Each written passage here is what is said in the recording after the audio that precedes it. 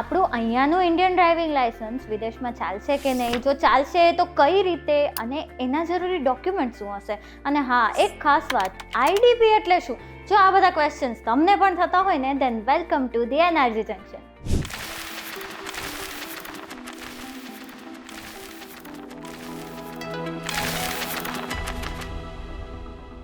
Hello and welcome to the NRG junction. હું તમારી host ભ્રાંતિ, અને આ એક વીટીવી ડિજિટલના નવા શોમાં તમારું સ્વાગત છે, જેનું નામ છે એનઆરજી જંકશન, જે નોન રેસિડેન્ટ ગુજરાતીઝ અને એનઆરઆઈઝ માટે સ્પેશિયલી ડિઝાઇન કરવામાં આવ્યું છે કે ત્યાંની લાઈફસ્ટાઈલ, ત્યાંના ચેલેન્જીસ અને ત્યાંની જે પણ ઓપોર્ચ્યુનિટીઝ છે એના વિશે આપણે અહીંયા વાત કરી શકીએ. આપણું ઇન્ડિયન ડ્રાઇવિંગ લાઇસન્સ ઘણી બધી એબ્રોડ કન્ટ્રીઝમાં વેલિડ છે, બટ એ કઈ રીતે વેલિડ છે એ આપણે જાણવું ખૂબ જ જરૂરી થઈ જાય છે. અને ઘણી કન્ટ્રીઝમાં એનું ટ્રાન્સલેશન એકદમ જ કમ્પલસરી હોય છે. હવે એમાં તમારે આઈડીપીની જરૂર પડે છે. હવે તમને એમ થતું હશે કે આ આઈડીપી છે શું? હવે ઘણા બધા પોલીસ ચેકમાં કે કોઈ પણ રેન્ટલ કાર કંપનીમાં તમે જાઓ છો કાર રેન્ટ પર લેવા માટે, તો ત્યાં તમને આઈડીપીની જરૂર પડે છે.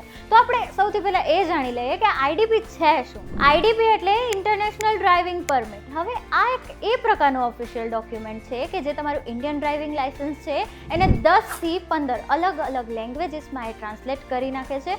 એમાં મોસ્ટલી ઇંગ્લિશ, ફ્રાન્સ અથવા તો જર્મની ભાષામાં હોય છે. હવે આના થોડા ઘણા બેનિફિટ્સ છે, આપણે એના વિશે ચર્ચા કરી લઈએ. આ ડોક્યુમેન્ટ 150+ એટલે કે 150થી પણ વધારે કન્ટ્રીઝમાં વેલિડ છે. અને કોઈ પણ તમે કાર રેન્ટલ કંપનીઝમાં જાઓ છો અથવા તો ક્યાંય તમને પોલીસ ચેક આવે છે, તો ત્યાં આઈડીપી સૌથી પહેલાં પ્રિફરેબલ હોય છે. અને માની લો કે તમારું કશે એક્સિડન્ટ થયું છે કે તમારે ઇન્સ્યોરન્સ ક્લેમ કરવો છે, તો એમાં સૌથી ઇમ્પોર્ટન્ટ ડોક્યુમેન્ટ તમારું આઈડીપી જ રહેવાનું છે. અને આ આઈડીપીની વેલિડિટી 1 વર્ષ સુધી રહેવાની છે.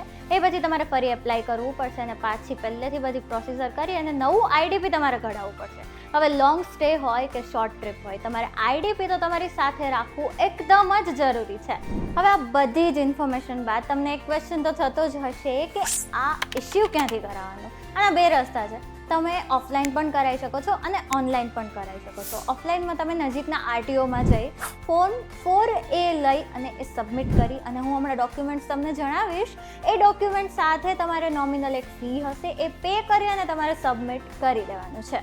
અને ઇફ તમારે ઓનલાઈન એપ્લાય કરવું છે તો પરિવહન સેવા પોર્ટલ કરીને ગવર્મેન્ટની ઓફિશિયલ વેબસાઇટ છે, ત્યાં જઈ અને તમે આના વિશે એપ્લાય કરી શકો છો. હવે તમને આની ડોક્યુમેન્ટ્સ વિશે હું જણાવી દઉં, જેમાં ડોક્યુમેન્ટ્સમાં તમારે valid Indian driving licence, valid passport, valid visa અથવા તો એર ટિકિટ, 2 થી 3 પાસપોર્ટ સાઇઝના ફોટોગ્રાફ અને મેડિકલ સર્ટિફિકેટ. ફોર્મની સાથે આ ડોક્યુમેન્ટ સબમિટ કર્યા બાદ તમારે નોમિનલ 1000 થી 1500 વચ્ચેની ફીસ હશે, એ તમારે પે કરવાની છે.